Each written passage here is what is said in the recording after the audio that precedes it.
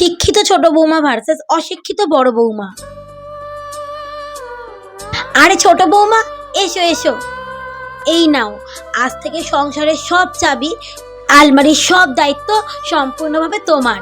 তুমি হচ্ছ শিক্ষিত বিএ পাস মেয়ে। এই সংসারের হিসেব নিকেশ তোমার থেকে ভালো কে বুঝবে বলো তো? এ নাও। ওই বড় বৌমা তো মাধ্যমিকও পাস করতে পারেনি, ওকে দিয়ে কি এসব হয় বলো তো? একদম ঠিক বলেছেন মা, লেখাপড়া না জানলে কি এত বুদ্ধিশুদ্ধি হয়? বর্দি তো সারাদিন রান্নাঘরে থাকারই যোগ্য, আর এই চাবিটা আমার কাছেই সব থেকে বেশি নিরাপদে থাকবে। আপনি একদম নিশ্চিন্তে থাকতে পারেন মা। বড় বৌমা। হ্যাঁ মা, এখনো রান্না হয়নি? এই তো মা, হয়ে এসেছে রান্নাটা প্রায়। তাড়াতাড়ি রান্নাটা শেষ করো। আর শোনো, আজ থেকে আমি ঘরের চাবি আর আলমারির সব দায়িত্ব ছোট বৌমাকে দিলাম। ছোট বৌমা তো শিক্ষিত, ও বোঝে ভালো, আর তুমি তো অশিক্ষিত মহিলা, তুমি সংসারের হিসেব নিকেশ অত ভালো বুঝতে পারবে না। তাই আমি ঠিক করেছি ছোট বৌমাই আজ থেকে সংসারের সব হিসেব নিকেশের দায়িত্ব রাখবে। তুমি আবার কিছু মনে করো না যেন। না মা, আমি কিছু মনে করব কেন? ছোটটা তো শিক্ষিত, ওর যোগ্যতা আমার চেয়ে অনেক গুণ বেশি। আপনি ছোট যাকে বিশ্বাস করেছেন, এটাই তো সবচেয়ে বড় কথা। আমি চাই আপনারা সবাই ভালো থাক, ব্যাস।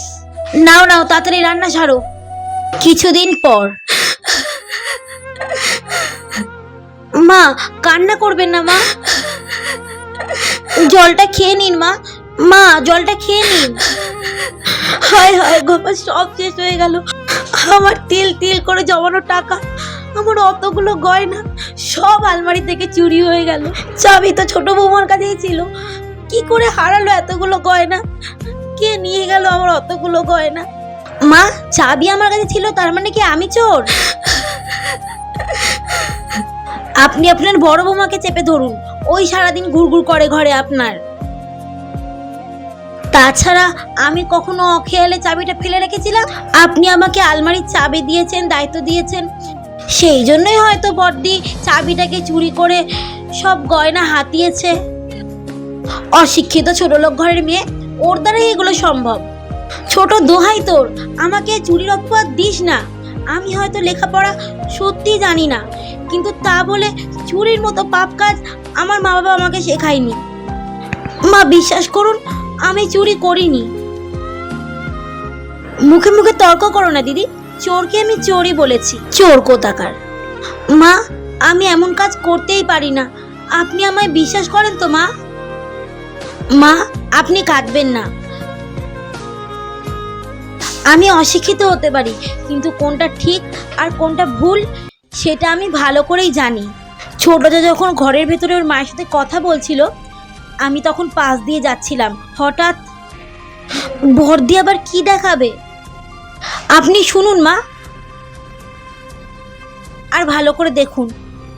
তাড়াতাড়ি করতে হবে, কেউ চলে আসার আগে। হ্যাঁ মা, বলো। হ্যাঁ হ্যাঁ, আমি তাড়াতাড়ি সব গুছিয়ে নিয়েছি। মা, জানো তো, বুড়ি তো আমায় সব বিশ্বাস করে সব চাবি দিয়ে দিয়েছে, ভেবেছে শিক্ষিত বৌমা ঘর সামলাবে।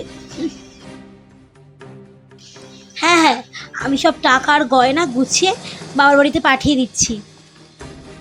এই সংসারে খাটতে আমি আসিনি। ঠিক আছে, রাখো।